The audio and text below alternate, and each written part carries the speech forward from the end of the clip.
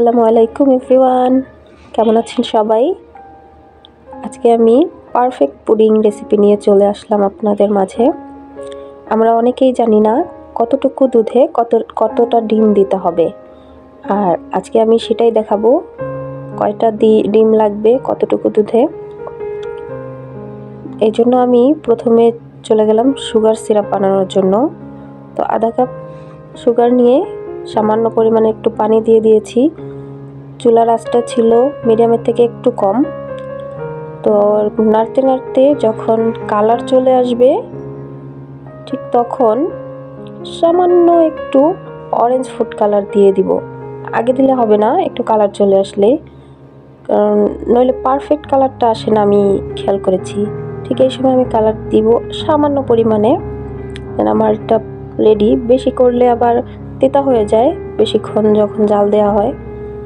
তো আপনারা চেষ্টা করবেন অল্প সময় জাল দেওয়ার জন্য, আর অল্প আছে। তো 2টা মোল্ডে আজকে আমি করব। এগুলো ঠান্ডা হতে দিব এবং চলে যাব পরের প্রসেসে।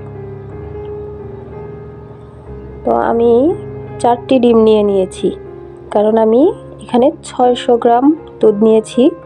যদি 500 গ্রাম দুধ নিতাম তাহলে 3টা ডিম দিলেই হতো। তো 1 কেজি করলে আপনারা 6টা ডিম দিবেন। প্রথমে হাফ কাপ চিনি দিয়ে দিব,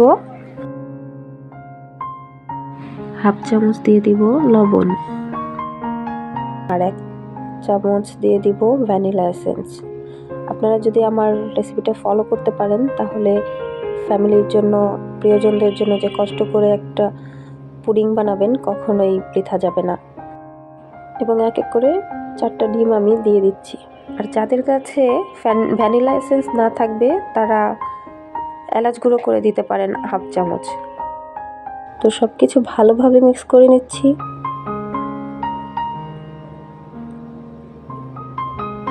ভালোভাবে যখন মিক্স হয়ে যাবে, এটা আমি একটা চালনির সাহায্যে একটু ভালো করে চেলে নিব, যে ছাঁকনিগুলো থাকে। আর হ্যাঁ, দুধটা আপনারা চাইলে সামান্য গরম, যে অনেকক্ষণ হাত চুবিয়ে রাখা যায় এরকম গরম নিতে পারেন, অথবা নর্মাল টেম্পারেচার নিতে পারেন জাল দেওয়ার পরে। আমি একটি ছাঁকনি দিয়ে ছেঁকে নিচ্ছি।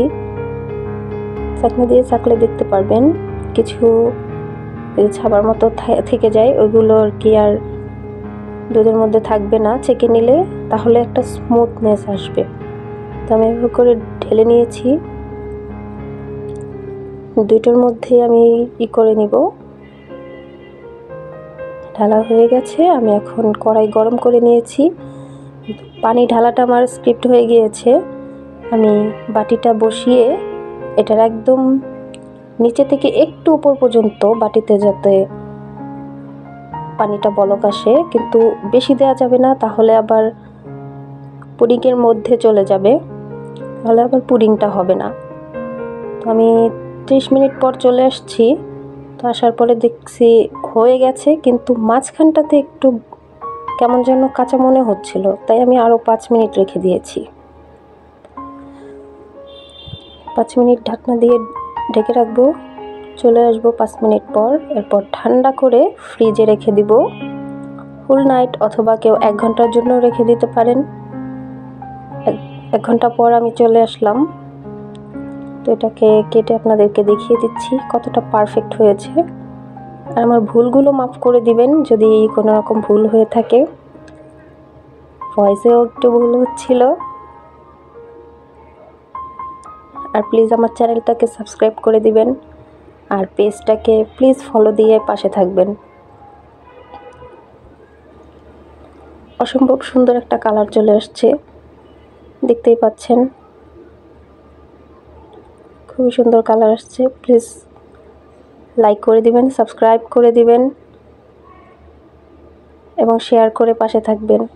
কেটে দেখিয়ে দিচ্ছি কতটা পারফেক্ট হয়েছে, এবং ভিতরটা এতটাই স্মুথ ছিল আর খুবই মজাদার হয়েছে,